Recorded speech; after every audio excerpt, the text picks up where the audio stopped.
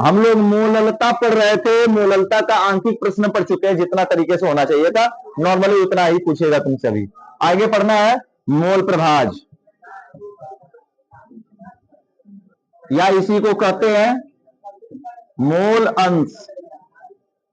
मोल प्रभाज या क्या कहा जाएगा, मोल अंश। तो इसकी दो परिभाषा लिखा देंगे, एक ओरिजिनल लिखा देते हैं और एक काम चलाओ लिखा देते हैं। मतलब कहीं फंस गए तो उसको भी बताकर क्या कर सकते हो जी, निकल सकते हो। ठीक है अंकित चतुर्वेदी। देखो अगर हम बात करें मोल प्रभाज बराबर विलयन के किसी अवयव अवयव अवयव अवयव के मोलों की कुल संख्या बटे के विलयन के मोलों की कुल संख्या।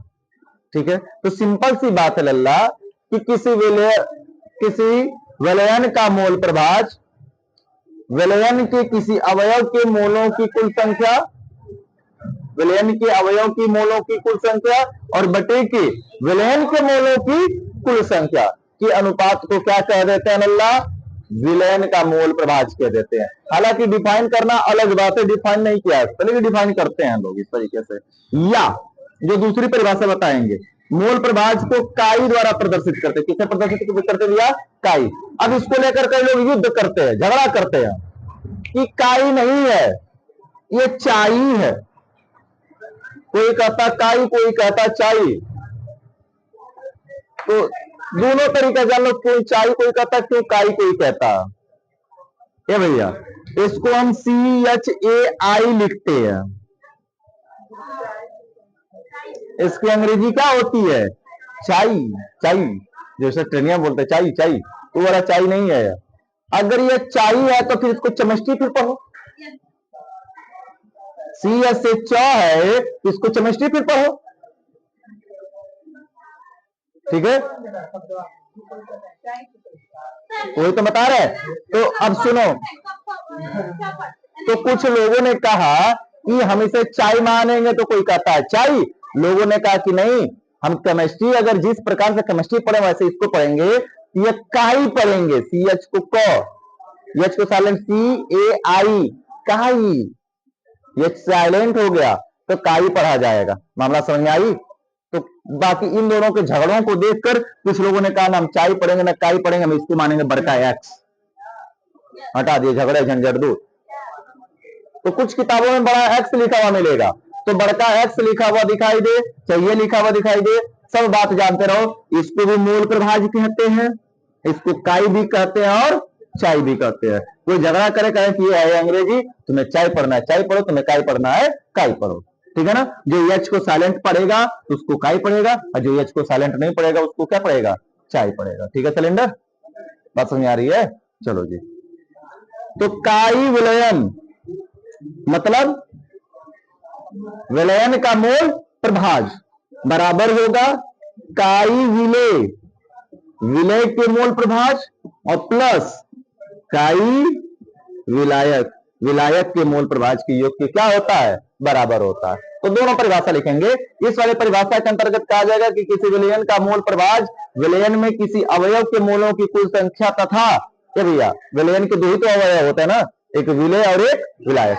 तो चाहे यहाँ पर विलय के मोलों की संख्या होगी या फिर विलायक, और विलयन बनेगा विलय प्लस विलायक दोनों के योग से बनेगा जी। ठीक है ना। तो विलयन के मोलों की कुल संख्या के अनुपात को विलयन का मोल अंश या मोल प्रभाज कहते हैं। और इसके अनुसार लिखेंगे कि किसी विलयन का मोल प्रभाज विलय तथा विलायक के मोल प्रभाज के योग के क्या होता है, बराबर होता है। मामला समझ में आ गया। तो पहले ऊपर वाले के अनुसार परिभाषा लिखते हैं, फटाफट लिखो परिभाषा, लिखो लल्ला। देखो किसी विलयन का मोल प्रभाज, किसी विलयन का मोल प्रभाज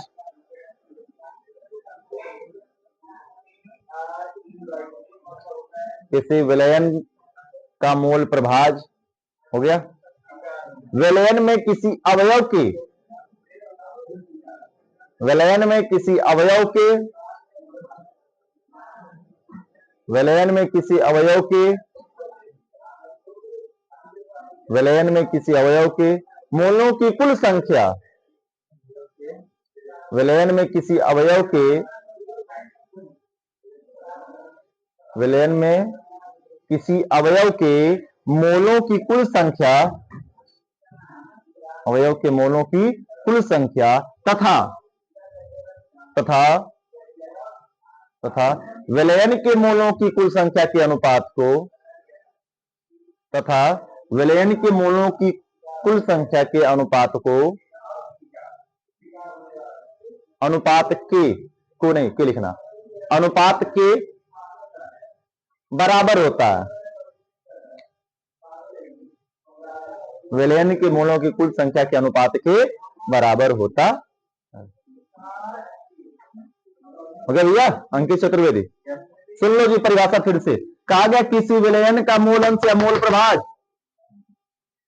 ठीक है, किसी विलयन का मूल अंश या मूल प्रभाज विलयन में किसी अवयव के मूलों की कुल संख्या तथा विलयन के मूलों की कुल संख्या के अनुपात की क्या होता है, बराबर होता है। मामला क्लियर हुआ? तो ये वाला फार्मूला लिख लो उस वाले परिभाषा के नीचे, ऊपर वाला लिखना नीचे वाला नहीं।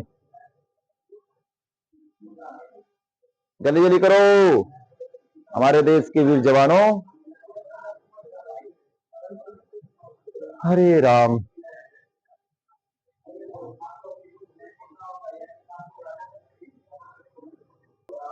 इस वाले या में परिभाषा लिख रहे हैं ना हम लोग, या में किसी विलयन का मूल प्रभाज विलय के मूल प्रभाज तथा विलायक के मूल प्रभाज के योग के बराबर होता है। विलय के मूल प्रभाज तथा विलायक के मूल प्रभाज के योग के बराबर होता है। विलय के मूल प्रभाज तथा विलायक के मूल प्रभाज के योग के बराबर होता है। हो गया? वो दिक्कत है किसी सज्जन को? बराबर होता है। चलो उतारो ये फार्मूला उतारो फटाफट। हाँ जैसे लिखा भैया वैसे ही। ये काई पढ़ेंगे हम लोग। क्या पढ़ेंगे इसको?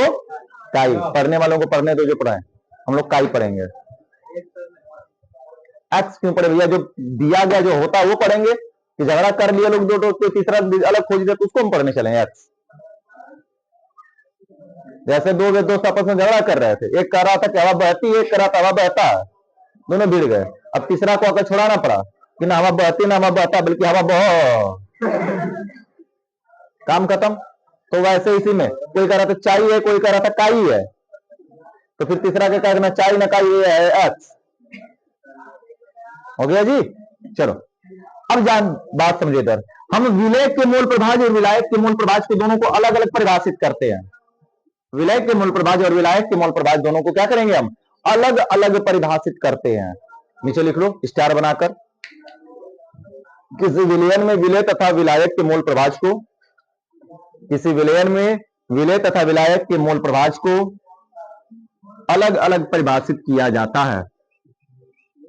किसी विलयन में विलय तथा विलायक के मूल प्रभाज को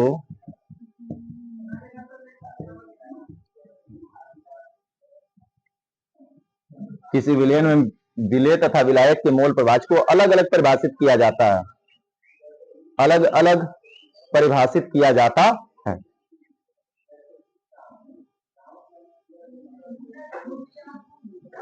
चलो जी गौर करो लल्ला ऊपर जरा ध्यान से। ऊपर देखो चलो सभी। हो गया? हम वहां पर थोड़ा सा जो हाई वाला फार्मूला लिखे था ना हम लोग जिस जगह पर, उस जगह यहाँ पे थोड़ा सा एक नीचे लिख लेना एक बात और। ये यहाँ पे ये फार्मूला लिखे थे विलयन की मोलों की संख्या। विलयन की मोलों की संख्या का मतलब क्या होगा जी? विलयन दो चीजों से मिलकर बना होगा ना, किसी किससे? विलय की मोलों की संख्या और प्लस विलायक के मोलों की संख्या। जो फार्मूला लिखे थे ना उसके नीचे लिख लेना। अब विलय के मोलों की संख्या को स्मॉल एम से और विलायक के मोलों की संख्या को किससे डिनोट करते हैं? कैपिटल एन से डिनोट करते हैं। इस बात को जानते रहना। क्लियर है? अब हम यहां पर लिख रहे हैं, उस जगह ये पहले लिख लो, पहले उस जगह पे इतना लिखो, जो फार्मूला ऊपर हम लिखा है तो ऊपर वाला फार्मूला, पहला वाला, यहां से पहले। अरे दादा वो कहां लिख रहा है? यहाँ पे ये जगह नहीं है लिखा है, तो यहाँ पर ये दिमाग के पैदल आदमी है का?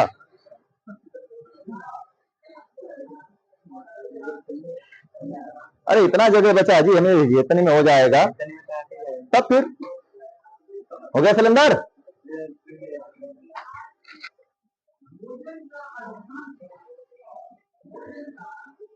बड़ा बड़ा ट्रक इधर इस रास्ते पर कैसे चलने लगा?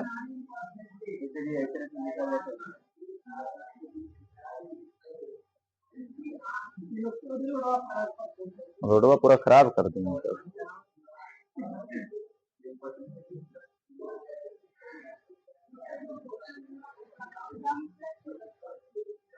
हो गया?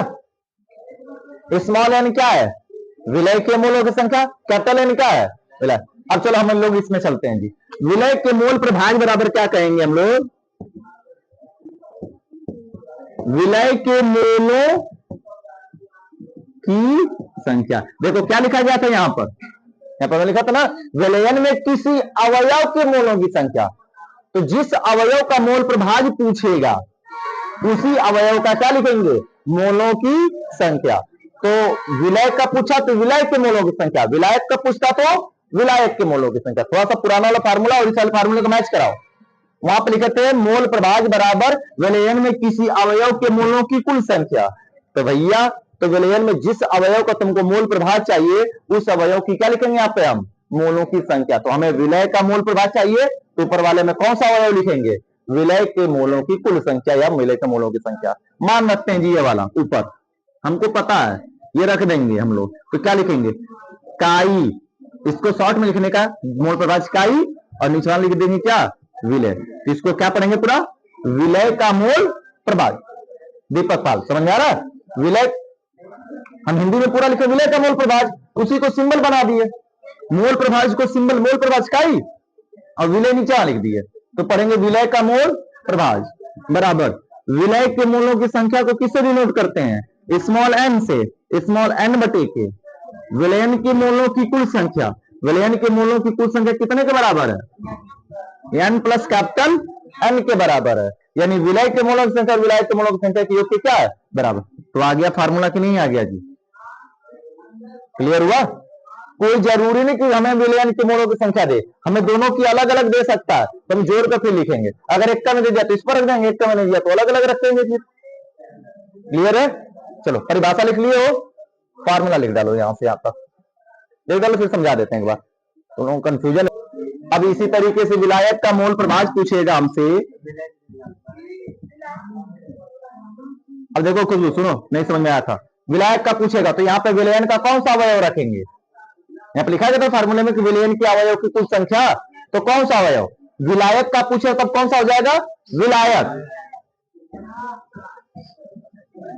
विलयन दो अवयव से मिलकर बना है, विलय और एक विलायक। तो जिस अवयव का हमसे मोल प्रभाग पूछेगा उस अवयव के ऊपर मोलों की संख्या रख दे, नीचे तो विलयन रहेगा।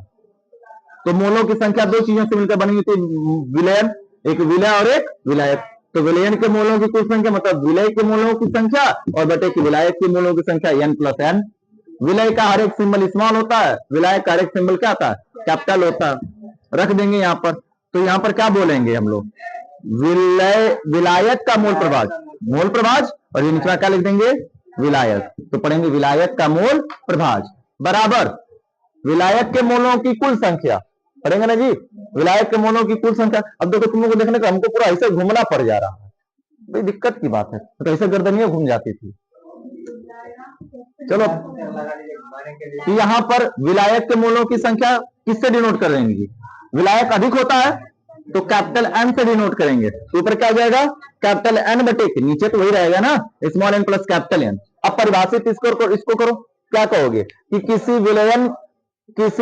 विलायक का मोल प्रभाग, किसी विलायक का मोल प्रभाग विलायक के मोलों की संख्या तथा विलयन के मोलों की कुल संख्या के अनुपात के क्या होता है? बराबर होता है। कठिन है का? परिभाषा खुद से लिख सकते हो, फिर से रिपीट करें, परिभाषा सुन लो, अपने से लिखना। कहेंगे विलयन का मूल, विलायक का मूल प्रभाज विलायक के मूलों की कुल संख्या तथा विलयन के मूलों की कुल संख्या के अनुपात की क्या होता है, बराबर होता है। और विलायक के मूल प्रभाज को स्मॉल कैपिटल एन से डिनोट करेंगे और विलयन वाला small N plus capital N हो जाएगा, रख देंगे, आ जाएगा। तो में बात आ गई। दीपक पाल, दिक्कत है भैया? उतारो परिमाण से पैदल। चलो भैया आगे लिखते हैं क्वेश्चन, इस पर आंकिक प्रश्न हल किया जाए। मिटाने वाला हमारा गायब काहे कर देते हो तुम लोग जी? ये बड़ी तुम लोग दलिद्दर आदमी हो।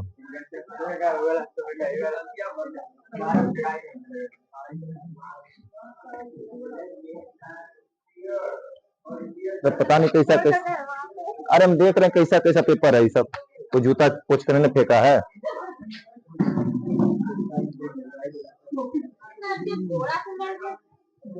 घोड़ा से